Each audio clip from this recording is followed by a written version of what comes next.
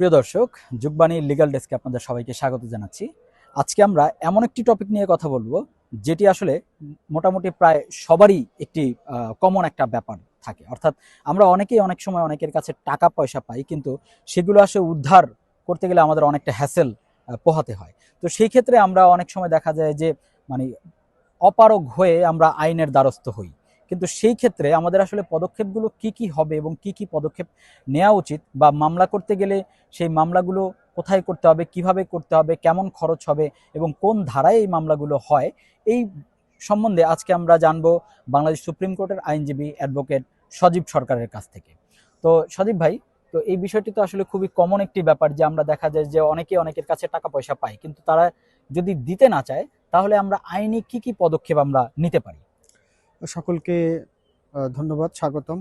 তো প্রথমে বলি, যদি চেক ছাড়া কারো নিকট কেউ টাকা পায় এবং সেই টাকা যদি সে দিতে অপারগ হয়, অর্থাৎ না দেয়, সেক্ষেত্রে আপনি ফৌজদারি কার্যবিধির 420 ধারা প্রতারণা এবং 406 ধারা বিশ্বাসভঙ্গের জন্য আপনি মাননীয় আদালতে সিআর মামলা দায়ের করতে পারবেন। এটি নিয়ম হচ্ছে, দেখা যাচ্ছে আপনি বিশ্বাস করে কাউকে টাকা দিয়েছেন, কিন্তু তেমন কোনো ডকুমেন্টস আপনি রাখেন নাই, কোনো চেক রাখেন নাই, কিন্তু যদি স্ট্যাম্পেও সিগনেচার থাকে, সেই স্ট্যাম্প দিয়েও কিন্তু আপনি 406 420-এর মামলা করতে পারবেন। সেক্ষেত্রে আপনাকে একটা পিটিশন লিখতে হবে। একটা পিটিশন লেখার পরে এবং প্রথমেই আপনি একটা লিগ্যাল নোটিশ তাকে দিতে পারেন টাকা চেয়ে, যেহেতু আপনার পাওনা টাকা। আপনি একটা 15 দিন হোক 7 দিনের একটা টাইম দিয়ে আপনি প্রথমে একটা লিগ্যাল নোটিশ দিতে পারেন। সেই লিগ্যাল নোটিশ পেয়েও যদি তিনি টাকা ফেরত না দেয়, সেক্ষেত্রে কিন্তু আপনাকে মাননীয় আদালতে এসে 406 420-এর মামলা দায়ের করতে হবে।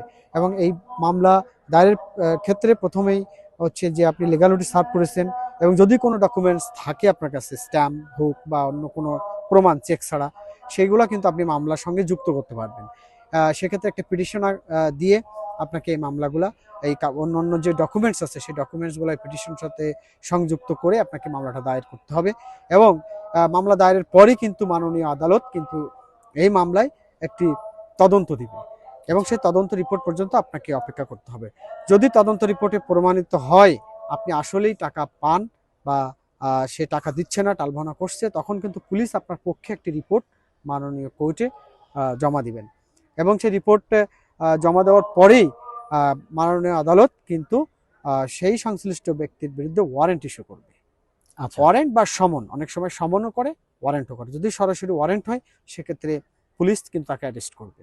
আর যদি সমন হয় তো তিনি তাকে নোটিশ করা, সমন অর্থাৎ নোটিশ, অর্থাৎ সার্ভিস রিটার্ন নোটিশ করা, সেই নোটিশটা আসামিকে করবে।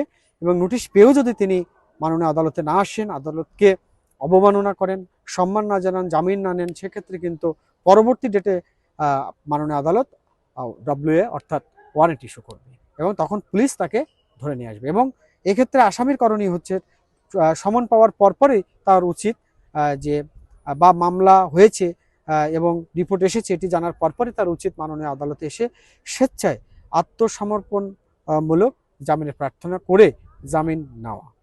আচ্ছা।